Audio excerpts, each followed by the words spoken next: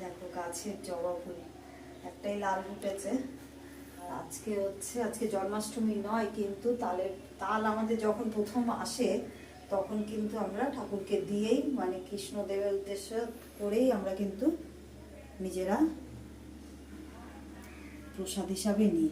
আর এই তালটা কিন্তু এসেছে অনুপ এনেছে, অনুপের দেশের বাড়ি, খুব ভুল না হলে জানি হাওড়ায়, এবং কোন জায়গাটা প্রপার জানি না। ও এনে দিয়েছে। সত্যি তালটা খুবই ভালো, যেমন পাকা, কোনো রকম যে বেশি প্যাতে পাকা তাও না, আবার কাঁচাও না, খুব সুন্দর তাল।